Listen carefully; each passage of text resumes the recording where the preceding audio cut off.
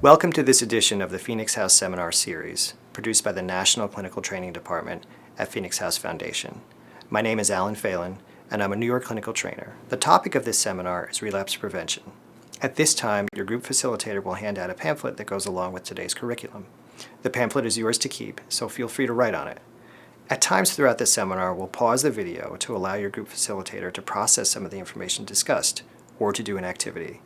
We really want to hear your thoughts about relapse prevention, so your participation is strongly encouraged. Relapse prevention is an essential component of the recovery process and is one of the primary goals for people in treatment.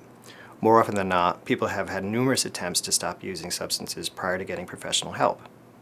Today, we will cover three broad topics. First, we'll define the notion of relapse and learn a little bit about the concept of relapse prevention. Next, we'll discuss how a relapse happens. And finally, we'll look at the ways in which you can keep yourself from using and keep on track toward a life free of substance abuse. We hope you find this information helpful, and if you have any questions, please take a moment to write them down so you can ask your facilitator during one of the intermissions. The technical definition of relapse is that it's a deterioration in someone's state of health after a period of temporary improvement. We can all agree on this basic definition, but within the addiction treatment field, the definition has gone through many variations with often no clear consensus on exactly what it is. For example, if an alcoholic has one drink, is that a relapse? Is a relapse a failure or part of a process? For our purposes here, we define relapse according to most currently accepted evidence-based practices as a setback that occurs during a process of change so that the progress made toward either the initiation or maintenance of the desired goal is interrupted by a reversion to the undesired behavior. So what does that mean? Let's take a closer look. The key component of this definition is the view of relapse as a process rather than as a static event that happens out of the blue. A static view of relapse looks at it as an isolated event that occurs with no warning or indicators leading to its occurrence. In contrast to a static perspective, a process view looks at life as a series of interrelated events over time. In other words, the choices we make each day shape our world going forward. As much as it may seem that events simply happen out of the blue, almost always there are a series of events that led up to the event under consideration, in this case, a relapse.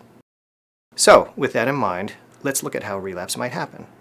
The Journal of the American Medical Association states that substance use disorders are not unlike any other chronic disorders, such as diabetes, hypertension, and asthma, in that the condition can be treated, though not cured.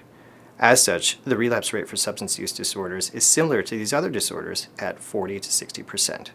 A relapse can happen in many ways. In fact, it can be safely said that there are as many paths to relapse as there are individuals in the world. That is, each person's journey in dealing with substance use disorder, and perhaps relapse, is unique with regard to his or her background, personality, genetic predisposition, and current circumstances. Nonetheless, researchers have found that certain factors can place you at a higher risk for relapse. Let's look at some of those factors. The factor associated with the highest rate of relapse is a negative emotional state or mood. These include emotions such as anger, guilt, shame, and sadness, as well as a depressed and anxious mood. Another factor to be aware of is conflict with others. If you find yourself getting into frequent arguments with your significant other, family members, or friends, you'll be more likely to have a relapse. Combined with a negative emotional state, situations of conflict with others were shown in one study to account for more than 1/2 of all relapse episodes. An additional factor to consider is social pressure to use substances. In these situations, the pressure to use can be either direct or indirect. For example, if you're around peers who are pressuring you to use, or at a party where people around you are using, you'll be increasing your chances of relapse. Finally, your expectation of what substances will do for you can influence your likelihood of relapse. What do we mean by that? In one study, people who drank the most alcohol tended to have the highest expectations about the effects of alcohol. In other words, of all the people in this study, they had the strongest beliefs in the beneficial effects of alcohol, like self-medicating in order to take away emotional pain. It stands to reason that if you share similar positive expectations about substance abuse, you'll be less likely to consider the longer-term negative consequences of using. Of course, this will increase your chances of giving in to temptations and once again using. After thinking about the factors we just reviewed, do any of them sound familiar to you in your own experience? Are there any you might add to this list? Let's take a break here to discuss these questions with your facilitator.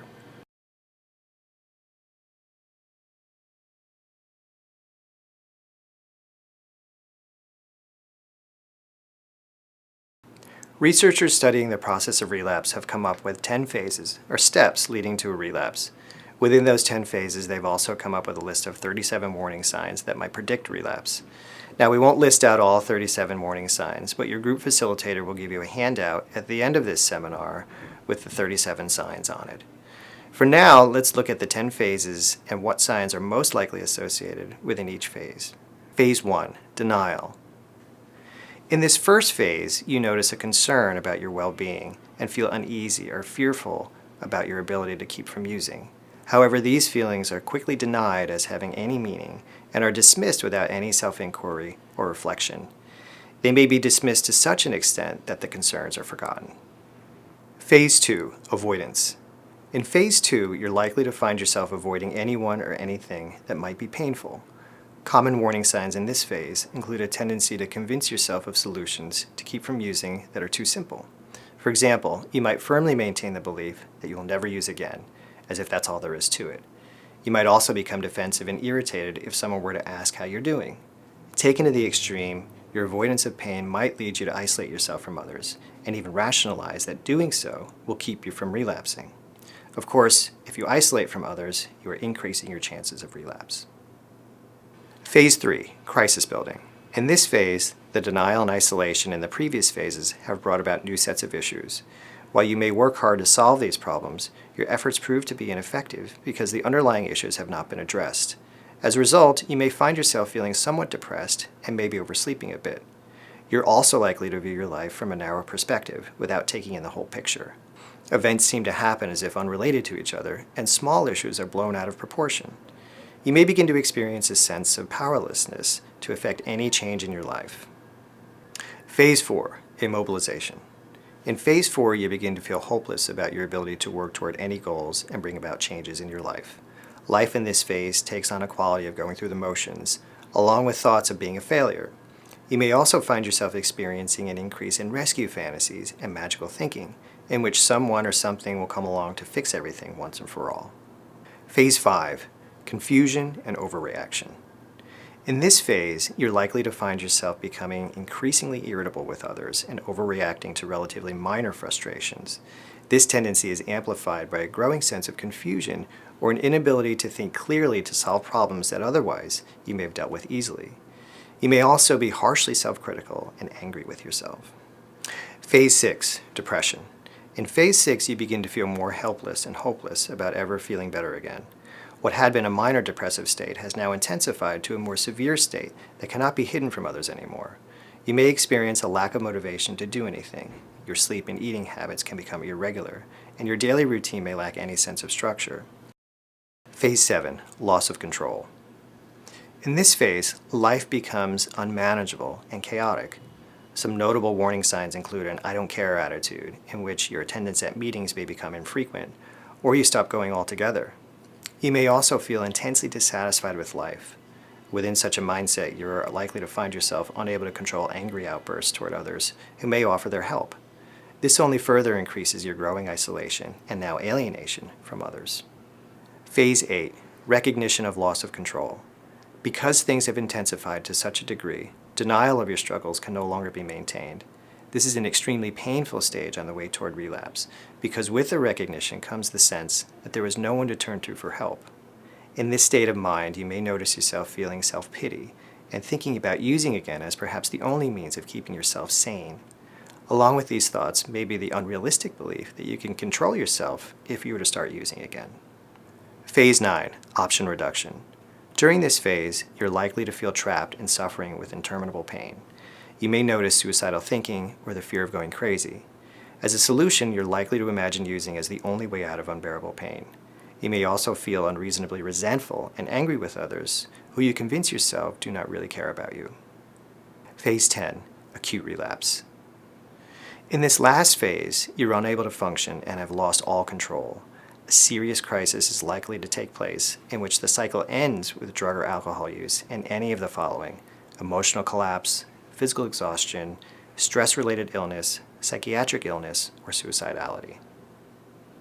Now that we've discussed the 10 phases, let's watch these personal stories about people just like you and me who have lived with addiction in their lives. That was a powerful video, and we could all empathize with the people who share their stories. They must be really brave to allow someone to broadcast their stories to strangers like us. But I'm glad they had the strength to do so we can all benefit from their experiences. As you can see from the phases, there are many factors involved in the process of relapse. Here, we'll briefly introduce 3 skills that are essential for managing your recovery and relapse prevention. These are asking for help, developing your ability to effectively manage your anger, and learning to effectively cope with depression. Getting help in your recovery is absolutely essential in preventing relapse, yet for many reasons, asking for help can be very difficult. Let's take a moment to discuss the topic of asking for help by relating it to your own lives. Think about it and consider, what are some of the things that make it difficult to ask for help? How do you usually ask others for help? Do you usually get the help that you're looking for?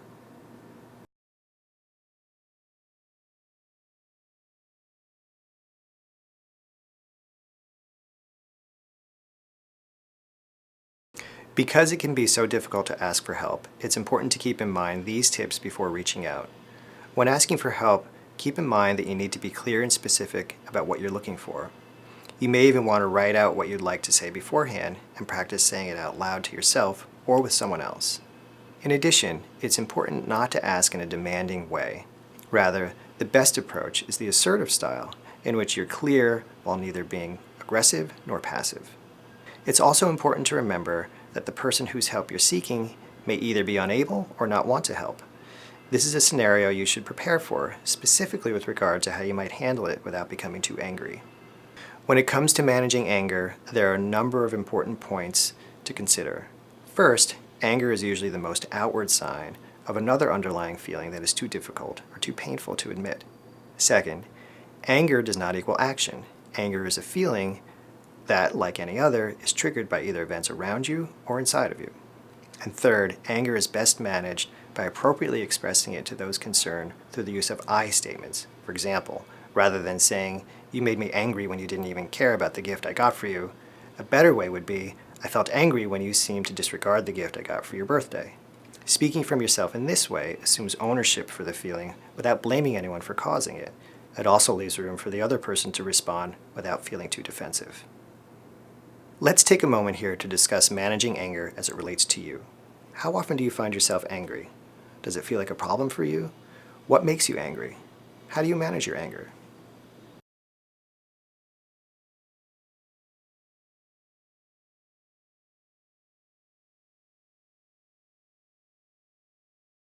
Depression is often a part of relapse. Effectively coping with depression will keep it from becoming a deep well you feel like you'll never get out of. One of the most effective means of coping with a depressed mood is by examining the thoughts that are contributing to your mood and learning to think differently. This is the cognitive therapy technique of cognitive restructuring.